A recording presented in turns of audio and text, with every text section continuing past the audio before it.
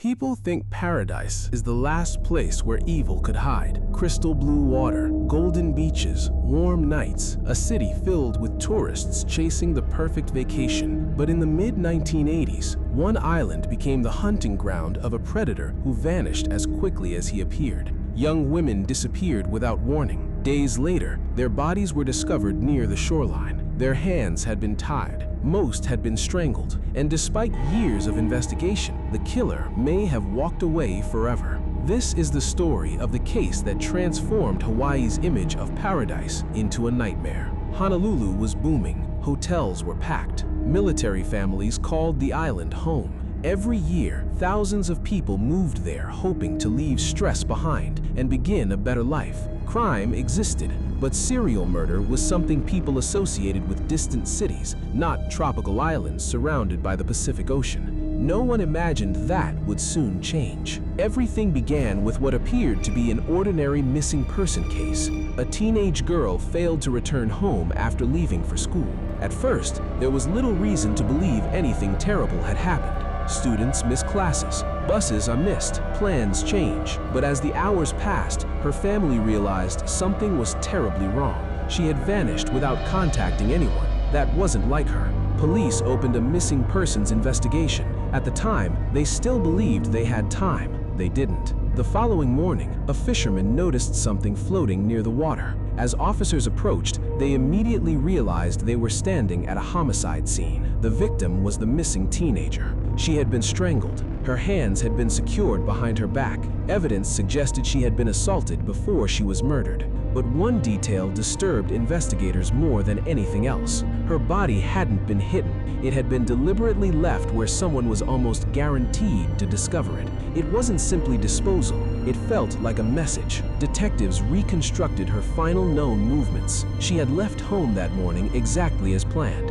At some point, she missed her ride. She made one last phone call, telling someone she would be late. That conversation became the final confirmed moment she was alive. After that, she simply disappeared. No witnesses, no screams, no struggle. Almost as if she had stepped into thin air. Investigators interviewed classmates, friends, neighbors, teachers, and relatives. Nothing suggested she had run away.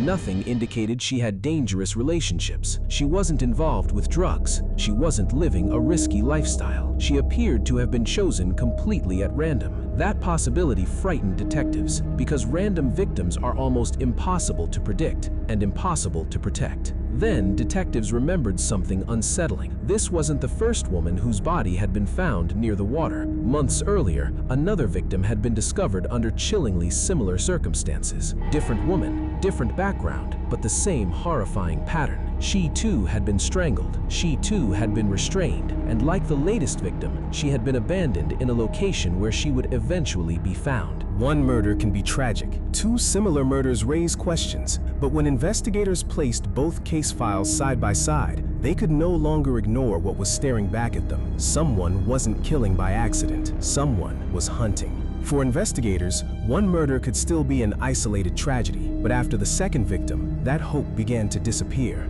The similarities were too disturbing to ignore. Both women had vanished without warning. Both had been strangled. Both were found with their hands bound behind their backs, and in each case, the killer had abandoned the body near the water, as if he wanted it to be discovered sooner or later. Police couldn't yet prove the cases were connected, but privately, many detectives already believed they were hunting the same man. The second victim was a young married woman with no known enemies. She had spent the evening with friends before heading back to her car. She never made it home. When her husband realized something was wrong, he immediately began searching for her himself. Hours later, her vehicle was found exactly where she had left it. There were no obvious signs of a struggle, no witnesses who could explain what happened after she reached the parking lot. It was as if she had vanished in the few moments between unlocking her car and driving away. Then came another horrifying discovery. A third young woman was found dead. Like the previous victims, she had been restrained. She had also been strangled. By now, the similarities were impossible to dismiss. 3 women, 3 nearly identical killings, 1 city, 1 unknown predator. The Honolulu Police Department officially formed a special task force. Experienced homicide detectives were reassigned. Tips poured in from across the island. Every suspicious vehicle, every strange encounter, every anonymous phone call was investigated, but despite the growing number of leads, none pointed to a clear suspect. News of the murders spread quickly throughout Hawaii. The island's relaxed atmosphere changed almost overnight. Women stopped walking alone after dark. Parents insisted on picking up their daughters. Friends refused to let each other travel home alone. Businesses closed earlier. Parking lots emptied faster. People who had once felt perfectly safe now looked over their shoulders every time they stepped outside. Fear had become part of everyday life. And somewhere, the killer was watching. Every headline, every television report, every warning issued by police. Instead of hiding his crimes, he seemed to thrive on the panic they created. With each new victim, the pressure on investigators grew stronger, but the killer always stayed one step ahead. Months had passed, yet the murders hadn't stopped. Each new crime carried the same terrifying message. The killer wasn't making mistakes, he was growing more confident. Then, one report changed everything. A witness remembered seeing an unfamiliar cargo van near one of the locations connected to a victim's disappearance. It wasn't enough to identify the driver, but it was the first physical clue investigators had received in months. Detectives immediately began searching for similar vehicles across Honolulu. Hundreds were checked. Business records were reviewed. Owners were interviewed one by one. Slowly, their list of possible suspects became smaller. One name soon attracted unusual attention.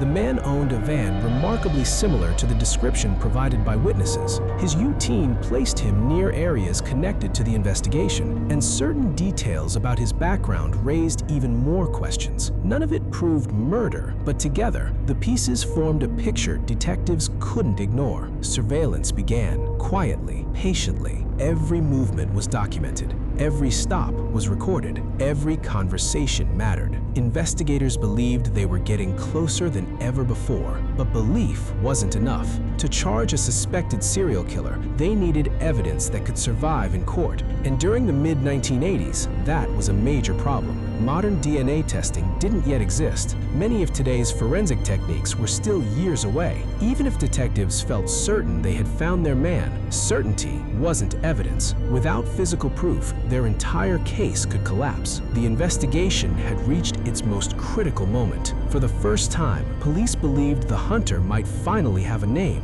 The only question left was whether they could prove it before he disappeared forever. After months of chasing shadows, investigators finally believed they had someone worth watching. Not because of one dramatic piece of evidence, but because dozens of small details seemed to point in the same direction. Individually, they meant very little. Together, they painted a picture detectives couldn't ignore. The suspect's daily routine placed him near locations connected to the investigation. Witness descriptions appeared consistent with a vehicle linked to him. As detectives dug deeper, they uncovered additional circumstances that only strengthened their suspicions. Soon, surveillance teams followed his movements wherever he went. Every trip was documented, every stop was noted. Police were convinced they were closing in. Then came the interviews. For hours, investigators questioned the suspect, searching for contradictions, emotional reactions, or anything that might reveal the truth. They left the room believing the same thing. Their instincts told them they had found the right man. But instincts don't win criminal cases. Evidence does. Without enough evidence to file murder charges, the suspect walked free. For the victims' families, it was devastating. For detectives, it felt like watching months of relentless work slip through their fingers. Yet they refused to let the investigation die. Even after the task force was reduced, officers continued monitoring the man they believed could be responsible.